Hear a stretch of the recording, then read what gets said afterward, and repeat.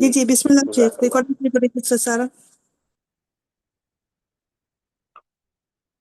الحمد لله رب العالمين والصلاة والسلام على أشرف الأنبياء والمرسلين نبينا محمد وعلى آله وأصحابه أجمعين أما بعد رب اشرح لي صدري ويسر لي أمري واحلل عقدة من لساني يفقه قولي اللهم رب زدني علما اللهم علمنا ما ينفعنا وانفعنا بما علمتنا وزدنا علما وعملا خالصين لوجهك الكريم. عزیز طالبات اور قابل قدر سامعات، گزشتہ کل کے درس میں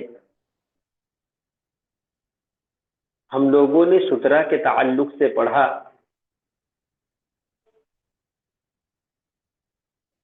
اور یہ جانا کہ جب کوئی شخص نماز پڑھے تو اسے چاہیے کہ وہ اپنے سامنے سترہ رکھ لے. اور سترہ کسے کہتے ہیں، اس کی کیا تعریف ہے، اس کو بھی ہم لوگوں نے جانا. اب ہم یہ جانیں کہ اگر کوئی شخص نماز با جماعت ادا کر رہا ہے،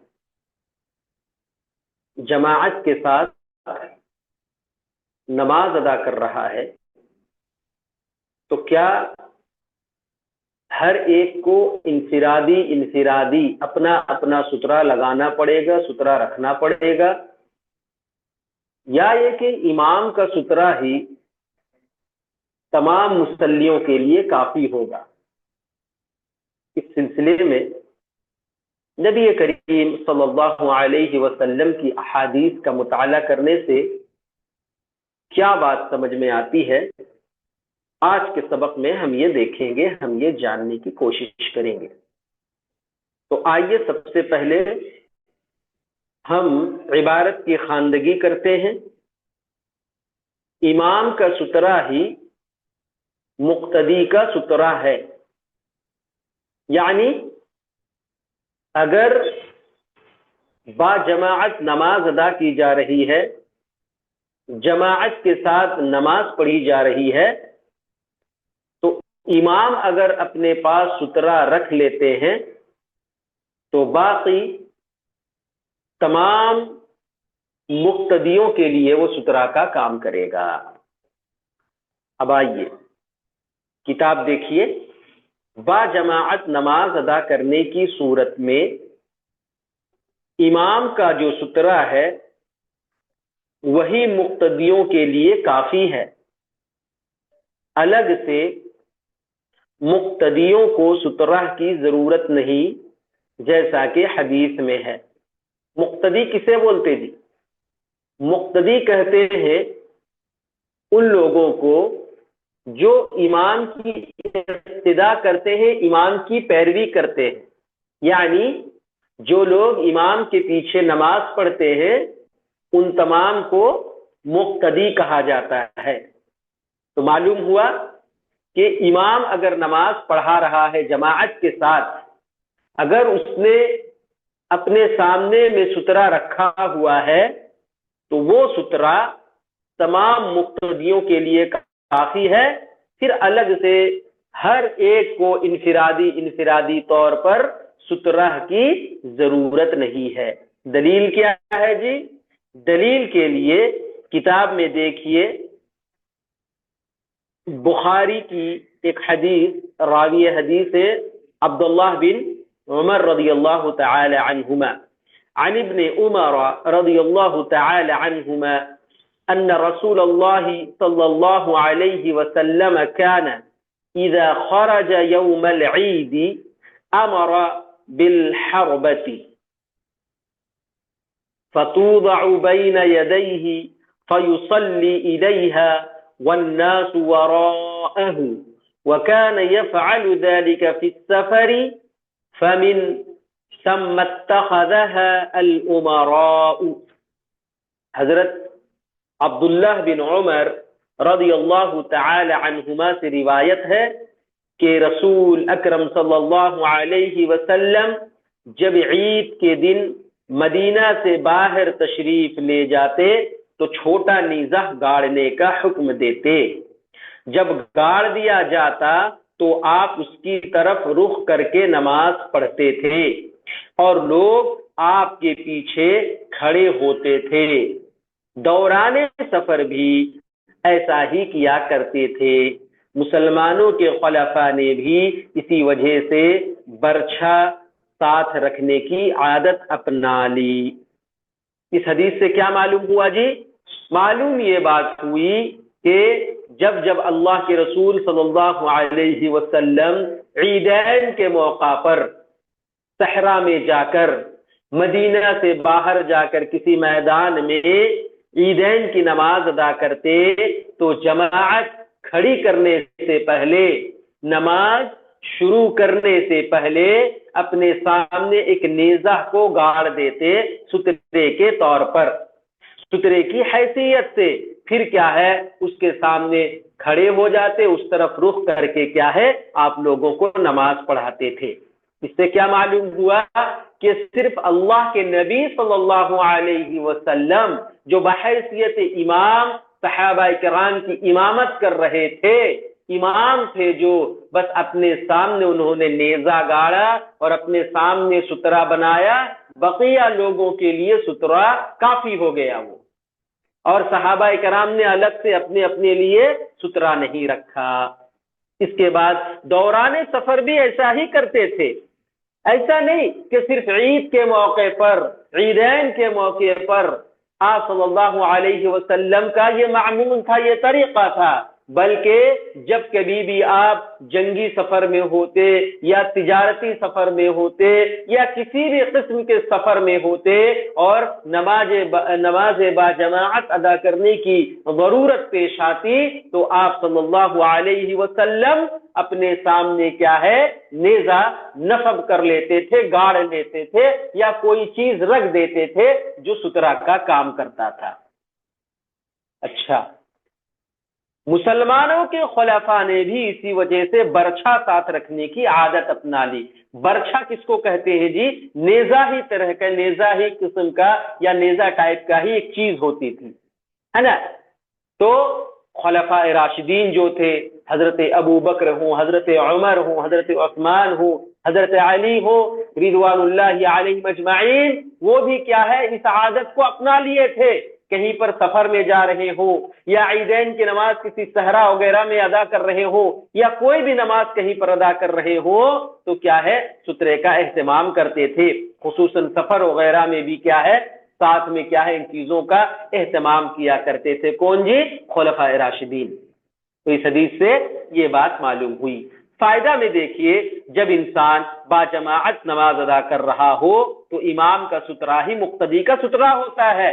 ابھی حدیث کی روشنی میں ہم لوگوں نے اس چیز کو سمجھا کہ خود نبی کریم صلی اللہ علیہ وسلم بحیثیت امام جب نماز پڑھا رہے ہیں تو کیا ہے آپ کا سترا ہی تمام صحابہ کرام کے جو آپ کے پیچھے نماز ادا کر رہے تھے سترا کا کام کر رہا تھا. لیکن انفرادی طور پر نماز کی ادائیگی کرتے ہوئے ہر مصلی کو اپنے لیے سترے کا اہتمام کرنا چاہیے. انفرادی طور پر مطلب کیا ہے؟ تنہا نماز پڑھ رہا ہے، کوئی اکیلے میں کوئی نماز پڑھ رہا ہے، چاہے مسجد میں ہو، چاہے گھر میں ہو، چاہے آفس میں ہو، چاہے اکیلے کہیں سفر کر رہا ہو، کسی بھی جگہ میں ہو، اگر وہ نماز ادا کر رہا ہے اور سامنے خالی جگہ ہے کافی، کوئی دیوار نہیں ہے، کوئی اوٹ نہیں ہے، کوئی پلر یا کوئی ستون نہیں ہے جس پر کیا ہے اس کو کیا ہے اوٹ بنا کر، پردہ بنا کر، آڑ بنا کر نماز ادا کرے تو اس کو چاہیے کہ وہ کیا ہے سترے کا اہتمام کرے.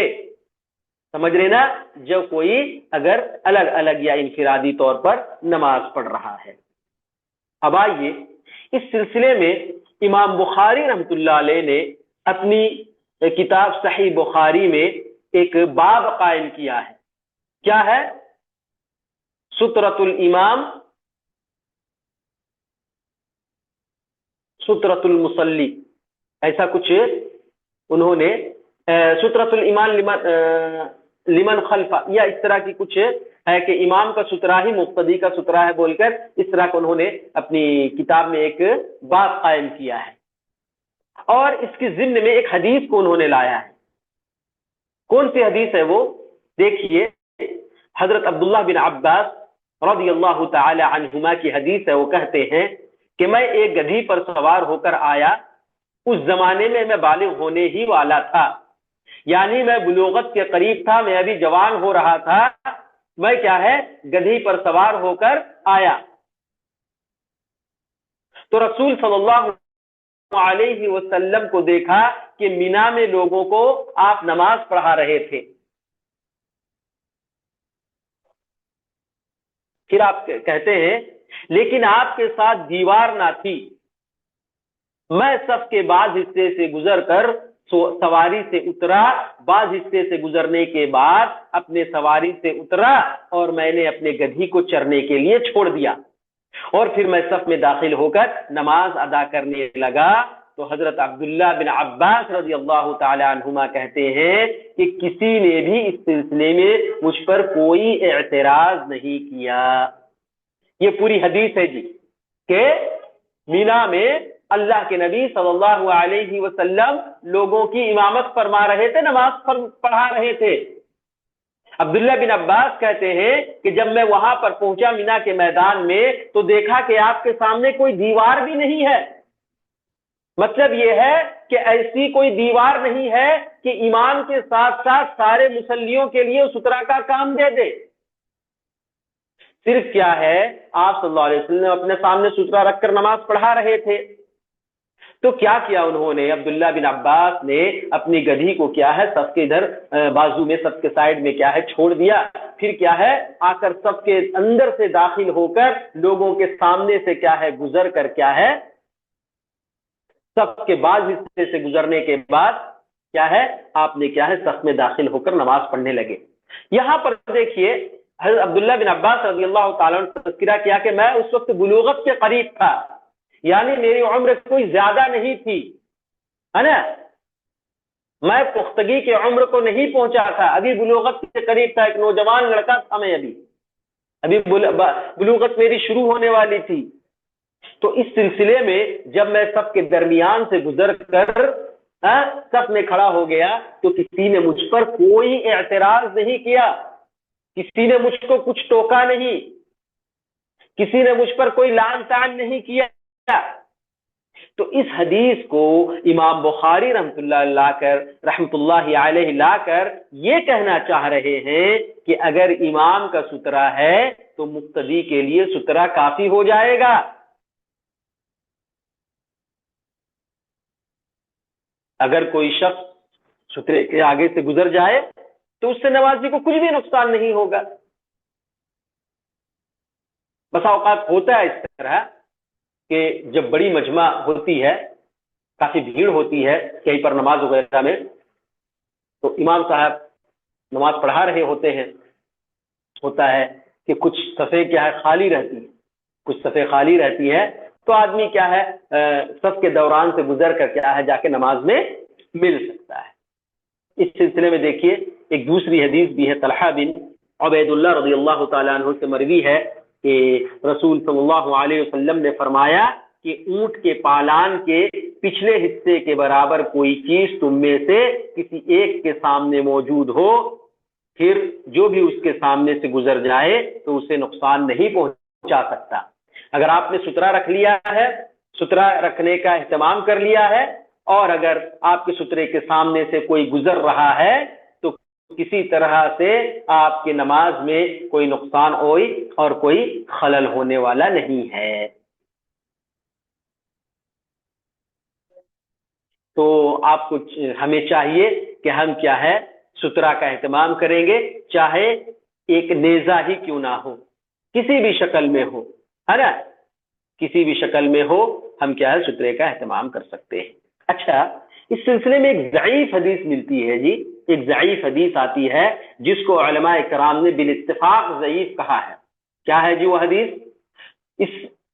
وہ حدیث یہ ہے کہ اگر سترا نہ ملے تو کیا ہے، اپنے سامنے کیا ہے، کوئی لکیر کھینچ لے۔ اس سے بعض علماء کرام کیا ہے، دلیل پکڑتے ہیں کہ اگر سترا کے لیے کوئی چیز نہیں ہے تو لکیر کھینچ لینا چاہیے، لیکن یہ ضعیف ہے، یہ صحیح نہیں ہے، اور صحیح حدیث سے یہ ثابت بھی نہیں ہے۔ اور نبی کریم صلی اللہ علیہ وسلم کا جو عمل گزرا ہے ہمارے سامنے، ابھی گزشتہ کل بھی ہم نے حضرت عبداللہ بن عمر کی حدیث، ابو سعید خدری رضی اللہ تعالی عنہ کی حدیث، اور اسی طرح آج بھی عبداللہ بن عمر رضی اللہ تعالی عنہما کی حدیث سے اللہ کے رسول صلی اللہ علیہ وسلم کی حدیث کو بھی ہم نے دیکھا، اور اللہ کے رسول صلی اللہ علیہ وسلم کے عمل کو بھی ہم نے دیکھا کہ آپ صلی اللہ علیہ وسلم کیا ہے، اپنے سامنے نیزہ وغیرہ رکھے اور سترے کا اہتمام کرنے کا حکم دیا ہے۔ کہیں پر بھی لکیر وغیرہ کھینچ کر آپ نے کیا ہے، لکیر کھینچ کر سترے کا بدل بنایا ہو، اس طرح کا تذکرہ نہیں ملتا ہے۔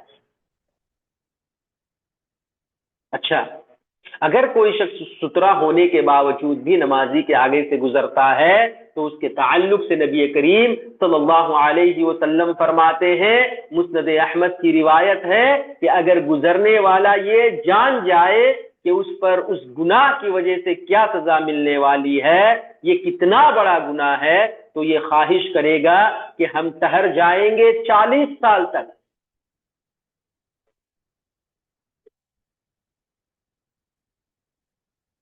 ایک حدیث آتی ہے جی،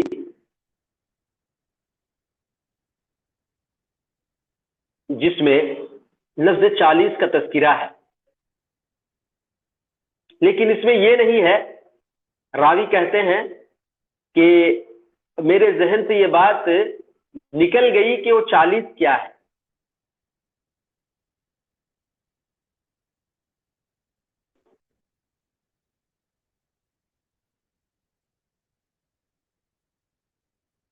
آپ نے 40 سال کہا، یہ 40 دن کہا، یہ کیا ہے؟ میرے ذہن سے بات نکل گئی، راوی کا اس طرح کا بیان ہے۔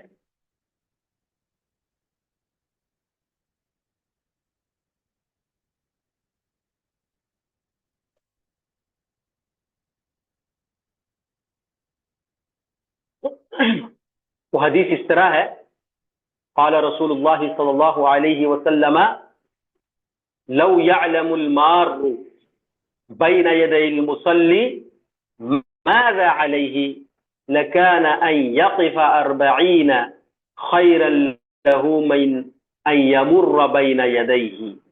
صحیح بخاری اور صحیح مسلم کی متفق علیہ حدیث ہے یہ کہ اگر گزرنے والا یہ جان جائے، اس کو یہ معلوم ہو جائے کہ نمازی کے آگے سے گزرنے پر اس پر کیا وبال آنے والی ہے، کیا مصیبت آنے والی ہے، کیسا عذاب اسے ملنے والا ہے، تو لکان ان یقف 40، تو وہ 40 تک کھڑا رہنا پسند کرے گا، 40 سال یا 40 دن تک کھڑا رہنا پسند کرے گا، من ان یمر بین یدیہ، بجائے اس کے کہ کیا ہے، اس کے سامنے سے گزرے۔ یہاں پر راوی کہتے ہیں کہ مجھے یاد نہیں آ رہا ہے یا مجھے نہیں معلوم ہو سکا کہ نبی کریم صلی اللہ علیہ وسلم نے 40 دن فرمایا یا 40 سال فرمایا، 40 دن فرمایا یا 40 سال فرمایا۔ بات سمجھ آ رہی نا جی؟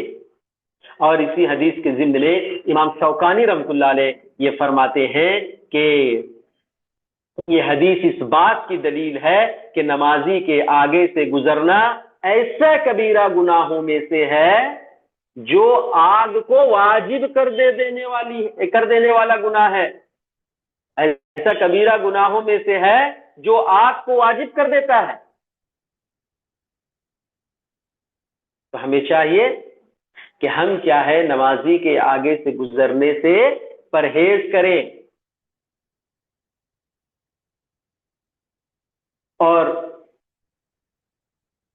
ابو سعید خدری رضی اللہ تعالیٰ عنہ کی ایک حدیث ہے جس میں نبی کریم صلی اللہ علیہ وسلم نے فرمایا جب تم میں سے کوئی سترہ رکھ کر نماز پڑھنے لگے اور کوئی آدمی سترہ اور نمازی کے درمیان سے گزرے تو نمازی کو چاہیے کہ اسے روکنے کی کوشش کرے، اور اگر وہ باز نہ آتا ہے تو اس سے لڑائی کرے، فَإِنَّهُ شیطان، کیونکہ وہ شیطان ہے۔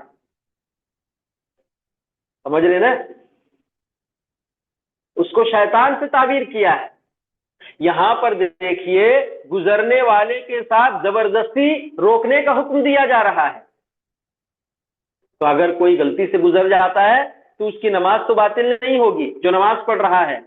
البتہ اس سلسلے میں ایک چیز یاد رکھیں کہ 3 چیزیں ہیں جس کے گزرنے کی وجہ سے نماز باطل ہو جائے گی اگر آپ نے سترہ کا اہتمام نہیں کیا ہے، اور 3 چیزیں آپ کے سامنے سے گزر جا رہی ہیں تو آپ کی نماز باطل ہو جائے گی۔ اس سلسلے میں ایک حدیث ہے، صحیح مسلم کی حدیث، اللہ کے نبی صلی اللہ علیہ وسلم فرماتے ہیں اگر کسی کے سامنے اونٹ کے پالان کے برابر کوئی سترہ نہ ہو اور حائضہ عورت، گدھا اور کالا کتا اگر یہ تینوں نمازی کے سامنے سے گزر جاتے ہیں تو نماز باطل ہو جائے گی۔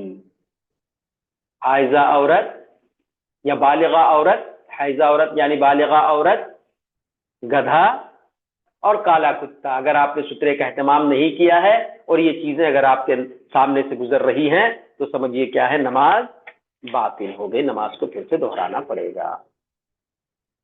اب آئیے اس کے بعد فرض نماز کے لیے اقامت۔ آگے آئیے صفحہ نمبر 40 میں، فرض نماز کے لیے اقامت۔ فرض نماز کے لیے اقامت کہنا مرد حضرات کے لیے ایک مستحب اور افضل کام ہے۔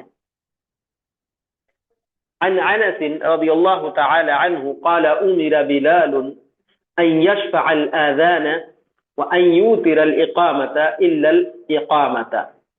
حضرت انس سے روایت ہے رضی اللہ تعالی عنہ، انہوں نے فرمایا حضرت بلال رضی اللہ تعالی عنہ کو یہ حکم دیا گیا تھا کہ اذان کے کلمات 2 مرتبہ اور اقامت کے کلمات 1 مرتبہ کہے سوائے قد قامت الصلاح کے۔ اقامت کے کلمات کیا ہیں جی؟ اللہ اکبر اللہ اکبر، اشہد اللہ الہ الا اللہ، اشہد ان محمد رسول اللہ، حی علی الصلاح حی علی الفلاح، قد قامت الصلاح قد قامت الصلاح، اللہ اکبر لا الہ الا اللہ۔ یہ سنن ابی داؤد کی روایت ہے۔ فائدہ میں دیکھیے، اقامت کہنے کے 2 طریقے ہیں۔ نمبر 1، اقامت کے کلمات کو 1 بار کہا جائے۔ نمبر 2، اقامت کے کلمات کو 2 بار یعنی آذان کی طرح کہا جائے۔ اقامت کو 1 بار کہنے والی روایات زیادہ صحیح ہیں، اور یہی اکثر صحابہ کرام رضی اللہ عنہم اجمعین، تابعین، علماء امت اور ائمہ دین رحمہم اللہ کا مسلک رہا ہے، جو بلا شبہ اولا اور افضل ہے۔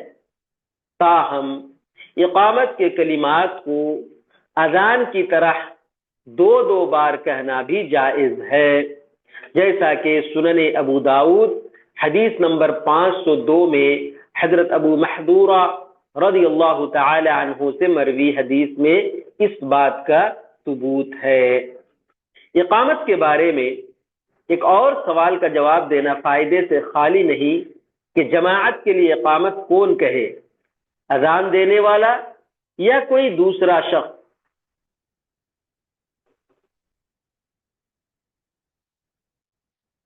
تو اولا و افضل اور صحیح ترین بات یہ ہے کہ جو اذان دے وہی اقامت کہے۔ البتہ علماء نے اس مسئلے میں وسعت کو تسلیم کرتے ہوئے کہا کہ جو بھی اقامت کہلے صحیح ہے۔ صاحب تحفۃ الاحوذی علامہ مبارک پوری، عبدالرحمن مبارک پور رحمۃ اللہ علیہ نے اپنی کتاب میں اس مسئلے کی بابت ایک بہترین بات لکھی ہے کہ اذان ایک کہے اور اقامت کوئی دوسرا کہہ لے تو اس کے جائز ہونے پر اہل علم کا اتفاق ہے۔ تو دیکھیے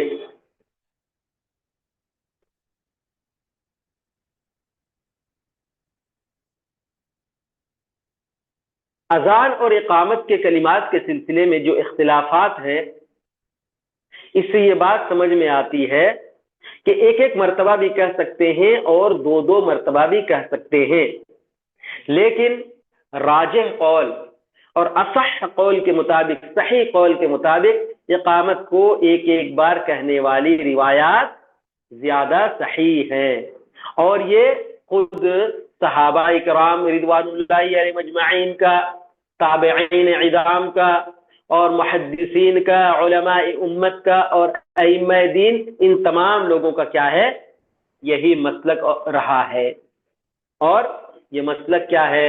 ایک ایک مرتبہ اقامت کے الفاظ کو کہنا سوائے قد قامت الصلاۃ اور قد قامت الصلاۃ کے،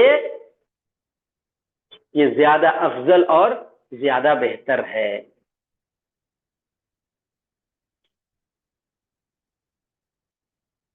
اچھا، جو دو دو مرتبہ کہنے کی ابو محذورہ والی سنن ابی داؤد کی روایت کو جو انہوں نے یہاں پر کوٹ کیا ہے، اس سلسلے میں جب دوسری کتابوں کو دیکھتے ہیں تو ایک حدیث جو ضعیف ہے وہ سنن ابی داؤد کی حدیث ہے، اور اس حدیث میں ایک راوی ہیں عبد الرحمن عبداللہ بن زید،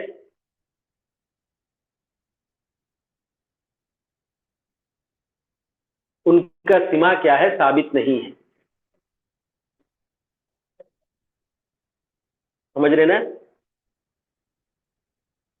اور وہ کہتے ہیں کہ اللہ کے رسول صلی اللہ علیہ وسلم اذان اور اقامت میں دو دو مرتبہ کہنے کا حکم دیتے تھے۔ اذان اور اقامت کے الفاظ کو دو دو مرتبہ کہنے والی حدیث کو وہ لوگ دلیل بناتے ہیں، اس حدیث کو، ابو محذورہ کی حدیث کو، جس میں عبد الرحمن سے عبداللہ بن زید کا کیا ہے؟ سماع ثابت نہیں ہے، اور یہ حدیث کیا ہے؟ ضعیف ہے۔ اور جو راجح اور درست قول یہی ہے کہ اقامت کے کلمات کیا ہے؟ ایک ایک مرتبہ کہا جائے، اور قد قامت الصلاۃ کو دو دو مرتبہ کہا جائے، جس طرح کے صحیح بخاری اور صحیح مسلم متفق علیہ حدیث ابھی آپ کے سامنے سے گزری، انس رضی اللہ تعالیٰ عنہ کی کہ امر بلال ان یشفع الاذان وان یوتر الاقامۃ الا الاقامہ، کہ اذان کے کلمات کو دو دو مرتبہ اور اقامت کے کلمات کو ایک ایک مرتبہ، سوائے قد قامت الصلاۃ کے، کہ قد قامت الصلاۃ کو کیا ہے؟ دو مرتبہ کہیں گے۔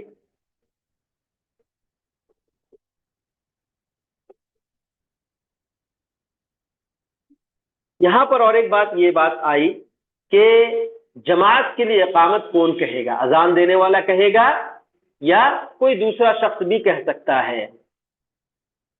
تو اس سلسلے میں بہتر یہی ہے کہ جو مؤذن ہو، جو اذان دے، وہی اقامت کہے، لیکن اگر کوئی دوسرا شخص مؤذن کی موجودگی میں یا اس کی غیر موجودگی میں، یا مؤذن کے علاوہ جو شخص اذان دیا اس کی موجودگی میں یا اس کی غیر موجودگی میں، اگر کوئی تیسرا آدمی یا دوسرا آدمی کوئی اذان دے، اقامت دے دیتا ہے، تو اس میں کوئی حرج کی بات نہیں ہے، لیکن بہتر بات یہی ہے، افضل طریقہ یہی ہے کہ جو شخص اذان دے، چاہے مؤذن ہو یا کوئی عام آدمی ہو جو اذان دیا ہے، وہی کیا ہے؟ اقامت کہے۔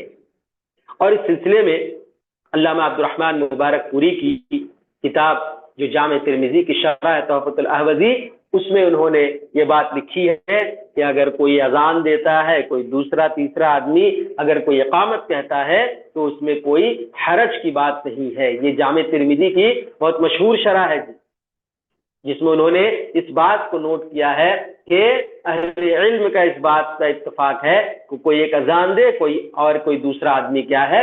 اقامت کہے۔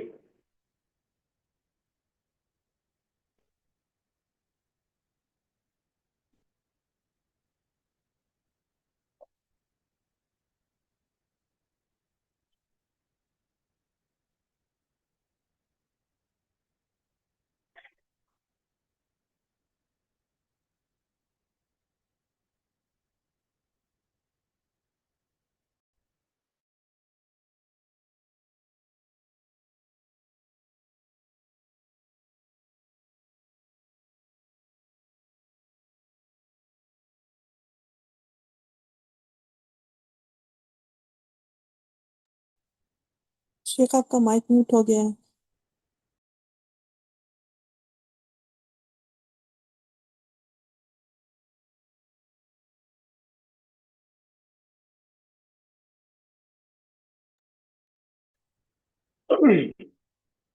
अच्छा, यहाँ पर फिर और एक सवाल पैदा ये होता है کہ کیا اقامت کا جواب دیا جائے گا کیا؟ جس طرح اذان کا جواب دینے کے لیے اللہ کے رسول صلی اللہ علیہ وسلم نے حکم دیا ہے، کیا اقامت کا بھی جواب دیا جائے گا؟ صحیح بخاری اور صحیح مسلم کی روایت ہے کہ جب تم اذان سنو تو تم اس کا جواب دو جس طرح مؤذن کہتا ہے۔ ابو سعید خدری رضی اللہ تعالی عنہ اس روایت ہے یہ کہ اس حدیث سے یہ بات معلوم ہوتی ہے، اور اس حدیث میں جو لفظ آیا وہ یہ کہ اذا سمعتم النداء فقولوا مثل ما یقول المؤذن، کہ جب تم میں سے کوئی ندا کو سنے یا اذان کو سنے تو جو لفظ ہے اسی طرح تم کیا ہے اس کا جواب دو۔ تو یہاں پر لفظ ندا جو ہے یہ کیا ہے؟ اذان اور اقامت دونوں کو شامل ہے۔ تو معلوم ہوا کہ قد قامت الصلاۃ کے جواب میں بھی یہی الفاظ دہرائے جائیں گے۔ تو اس حدیث سے جو بخاری اور مسلم کی حدیث ہے، متفق علیہ حدیث سے اس سے یہ بات معلوم ہوتی ہے کہ یہ جو اذان کا جواب دینا ہے یہ صرف کیا ہے؟ اذان کے ساتھ مخصوص نہیں ہے، بلکہ ندا کا لفظ عام ہے، یہ عموم پر دلالت کر رہا ہے، اذان اور اقامت دونوں کو شامل ہے۔ اور جس طرح مؤذن کہتا ہے اسی طرح کیا ہے ہمیں کہنا ہے۔ مثل ما یقول مؤذن، اس جملے سے یہی بات سمجھ میں آ رہی ہے کہ جس طرح مؤذن کہہ رہا ہے اسی طرح ہم کو دہرانا ہے۔ لیکن حی علی الصلاۃ اور حی علی الفلاح کے جواب میں خود اللہ کے رسول صلی اللہ علیہ وسلم لا حول ولا قوۃ الا باللہ کا کیا ہے تصریح اور وضاحت کر دی۔ لیکن قد قامت الصلاۃ یہ بھی کیا ہے؟ اقامت کے الفاظ میں سے ہے۔ تو قد قامت الصلاۃ کے جواب میں بھی یہی الفاظ دہرائے جائیں گے، قد قامت الصلاۃ ہی۔ لیکن ایک حدیث میں تذکرہ ہے جس میں حضرت بلال نے اقامت کہتے ہوئے قد قامت الصلاۃ کہا تو آپ صلی اللہ علیہ وسلم اقامہ اللہ وادامہا کہا۔ یہ حدیث جی ضعیف ہے کہ قد قامت الصلاۃ کے جواب میں اقامہ اللہ وادامہا کہ اللہ اس کو قائم اور دائم رکھے، اس طرح کہنا یہ کیا ہے؟ صحیح حدیث سے ثابت نہیں ہے۔ لہذا معلوم ہوا کہ جس حدیث میں قد قامت الصلاۃ کے جواب میں اقامہ اللہ وادامہا کہ اللہ اس کو قائم رکھے اور اس کو دائم رکھے، تو اس طرح کہنے کے جو الفاظ ہیں یہ ضعیف ہے، صحیح حدیث سے ثابت نہیں ہے، اس طرح نہیں کہنے کا ہے۔ بلکہ قد قامت الصلاۃ کی جگہ اس کے جواب میں قد قامت الصلاۃ ہی کہیں گے۔ تو ایک بات یہ معلوم ہوئی کہ جس طرح اذان کا جواب دیا جاتا ہے اسی طرح اقامت کا بھی جواب دیا جائے گا، اور قد قامت الصلاۃ کے جواب میں اقامہ اللہ وادامہا نہیں کہیں گے۔ اچھا، یہاں پر ایک دوسرا سوال یہ بھی پیدا ہوتا ہے کہ کیا اقامت کے بعد بھی وہ دعائیں پڑھی جا سکتی ہیں جو اذان کے بعد پڑھی جاتی ہیں؟ جس طرح نبی کریم صلی اللہ علیہ وسلم نے اذان کے بعد کی دعا پڑھنے کی فضیلت بتائی ہے کہ اس کے لیے شفاعت لازم آئے گی، اس کے لیے اللہ تبارک و تعالی مقام محمود عطا کریں گے۔ تو یہ جو فضیلت آئی ہے نا یہ اذان کے دعا کے تعلق سے ہے، تو کیا اقامت کے بعد بھی اس دعا کو ہم پڑھیں گے، اس کا اہتمام کریں گے؟ اس سلسلے میں سعودی مجلس علماء جو فتویٰ کمیٹی ہے انہوں نے یہ کہا ہے کہ ہم کسی طرح کے اس سلسلے میں کوئی دلیل ہمیں نہیں ملتی ہے، کوئی دلیل ہمیں کتاب و سنت سے نہیں ملتی ہے کہ کوئی ایسی دعا کا تذکرہ کیا گیا ہو، کہ کوئی ایسی دعا ہو کہ اقامت سے ختم ہونے کے بعد یا تکبیر تحریمہ سے پہلے اس طرح کا کوئی دعا کیا اللہ کے رسول کرتے ہوں، ہمیں معلوم نہیں ہے۔ تو معلوم ہوا کہ اس طرح کا کوئی دعا وغیرہ کا کہنے کا ثبوت نہیں ملتا ہے۔ کس کے بعد جی؟ اقامت کے بعد، صحیح اذان کے بعد تو خود نبی کریم صلی اللہ علیہ وسلم نے اس کی فضیلت بیان کی ہے۔ تو یہاں پر ایک مزید اور ایک سوال یہ پیدا ہوتا ہے کہ کیا اکیلا آدمی اذان اور اقامت کہہ سکتا ہے؟ کوئی اکیلا ہے، منفرد آدمی ہے، تو اس سلسلے میں ابو داؤد رحمۃ اللہ علیہ کی حدیث ہے، عقبہ بن عامر رضی اللہ تعالی عنہ راوی حدیث ہے، اللہ کے نبی صلی اللہ علیہ وسلم نے فرمایا تمہارا رب ایسے چرواہے سے خوش ہوتا ہے جو پہاڑ کی چوٹی پر ریوڑ کو چراتا ہے، اپنی بکریوں کو چراتا ہے اور اپنے جانوروں کو چراتا ہے۔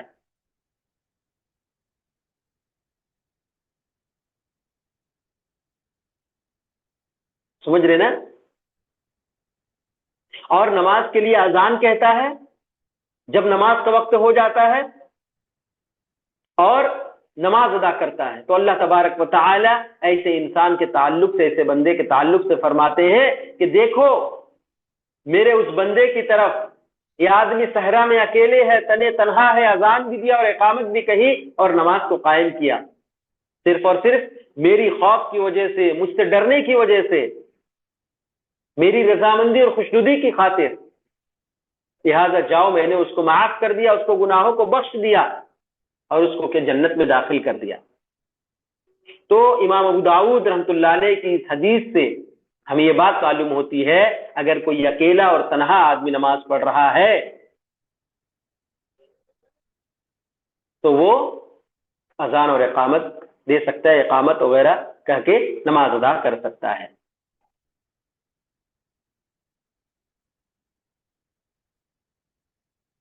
اور ایک حدیث ہے، امام ترمذی رحمۃ اللہ علیہ نے اپنی کتاب میں جامع ترمذی میں اس کو روایت کیا ہے۔ راوی حدیث انس بن مالک رضی اللہ تعالیٰ عنہ فرماتے ہیں کہ اذان اور اقامت کے درمیان دعائیں رد نہیں کی جاتی ہیں۔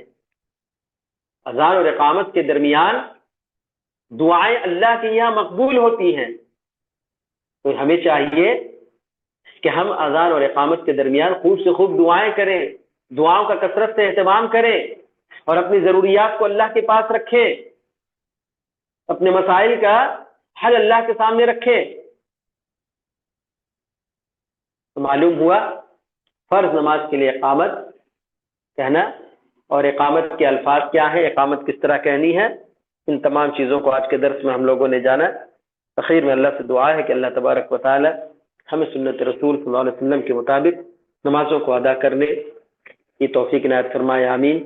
اقول قولی هذا واستغفر الله لي ولكم ولسائر المسلمين من كل ذنب فاستغفروه انه هو الغفور الرحيم، وصلى الله تعالى على النبي الكريم۔ السلام عليكم ورحمة الله وبركاته۔